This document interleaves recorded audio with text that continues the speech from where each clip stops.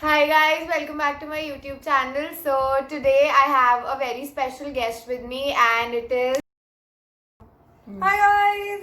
guys, this is Jahnvi and I've known her for a really long time now and she's a blogger.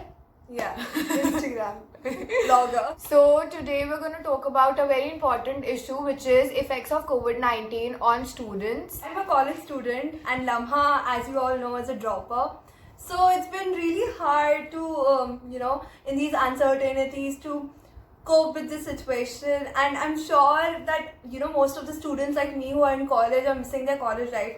I'm in second year and almost this year is gone. So now we only have third year to attend, and third year is not easy because you have internships, you have all the kind of researches, so you when to enjoy life, when to enjoy college life. So that's the saddest part of my life right now. That just sounded like a few first world problems. So I think it's time that we talk about the real problems, the actual struggles that the students are facing today because of the COVID-19 situation.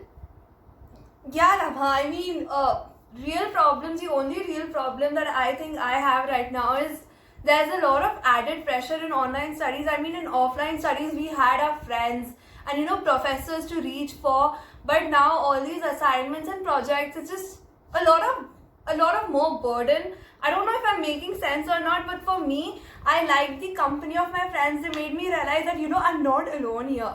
And now Zoom doesn't fulfill it. See, the only real problem is that the pressure is a little more, and we have our exams also online. So, making those PDFs and, time constraint, it's a lot of pressure. And personally, guys, I am a dropper, so like I already took a drop year, and now seeing my another year just going to waste because of something that's not even my fault literally just breaks my heart. Like initially when it was announced that there was going to be a lockdown and everything, I was so scared, and like I am still very anxious that my exam has taken place now, but still we don't know when the college is going to start, when will I finally get a college. And especially with my exams, guys, that was the most horrible time that I have ever experienced. My exam got postponed twice, and the anxiety, the frustration was it just felt like this is not going to end, and the exam getting postponed again and again also hindered me from giving my best performance. And now that I have given my exam, guys, I thought that the anxiety will end,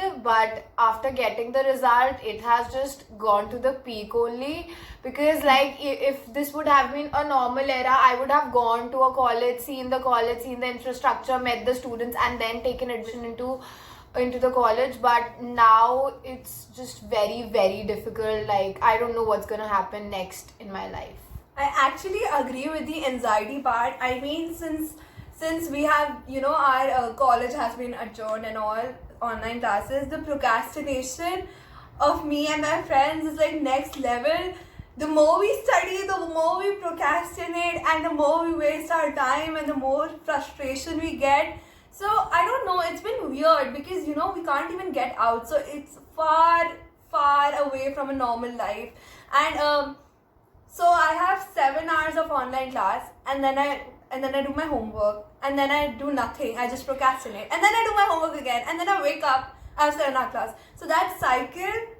It just seems like it's never ending. And I want to add something, that with the procrastination here, when my exam was getting postponed again and again, I was procrastinating so bad. It was literally like my books were in the corner of the room and I did not even care to look at them or pick them up. So like, yeah, procrastination and having that will that you have to study, it's just gone now. That will is just gone. Adding to what Lama said about procrastination part, I believe that it's also our lack of hope. I don't know if it's true for you or not, but after I get to know that my paper are getting cancelled and April, May we're not going to college anymore, I kind of I was shocked. But there was a part of me that was like, okay, after summer vacations, I'll do a nice internship and then I'll go to college in my second year. But when I got to know that June maybe the college is not opening, my god, I still remember. I mean, I was sad. Just someone comes next day and knocks on your door and says that you can't go out to your college for the next 6 months. I mean, how devastating it can be. So yeah, that's it for me. And I remember, Jahnvi, you were telling me that you were having your exams last week, and what did the college say about the Wi-Fi and everything? Like, what was the whole situation? How are your This exams is a whole conducted? different story. So for me, exams are really stressful, and this time we are having it online. So our college, or some of the colleges that I know, says that even if you are disconnected from the internet, and if you're disconnected from the internet, you will be automatically kicked out of the exam hall. I don't control my internet, I don't control my electricity, so what to do? It's not even my fault. And for some people, it's been more stressful because our internals make part of our marks, but the externals are very important. So if we don't score good, or if we fail our externals, there's a lot of probability that we have to stay in this year and repeat the entire year. And do believe me when I say that some colleges are like that. There are colleges like that. So yes. And I mean, I guess that we are lucky in comparison to the underprivileged people, and to the ones that who do not even have an internet connection. But well, this is also a real problem. Like, your Wi-Fi getting disconnected in the middle of exam is an actual problem. And Yeah, I would like to that underprivileged part. So in most of the colleges, especially government colleges or even in private college, some people are like that. Some people, or even majority of people are like that they don't have adequate service to cater these online classes. And they might not have laptop, or they might not have a touchscreen phone, and things have been pretty hard for it, because in the start of July, our college asked for us to pay for the entire fees, and then they asked for like 24/7 Wi-Fi connection, and then they went on and asked for laptop and webcam. I mean, I understand it's been a hard time, and they are trying to provide us with services, but we are privileged. But think about those who who cannot afford such things, Exactly. right? And Jahnvi, even though you are having your exams and other non-medical students' exams are being conducted, but especially on the medical community, the medical students, this has been the hardest, because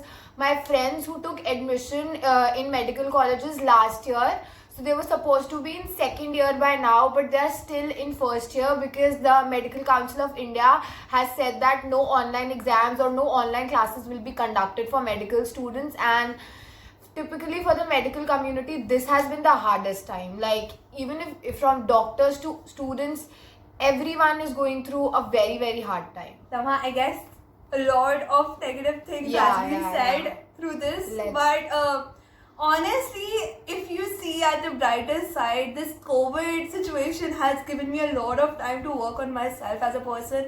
I mean, as I said before, there was a lot of anxiety and stress due to this uncertainty.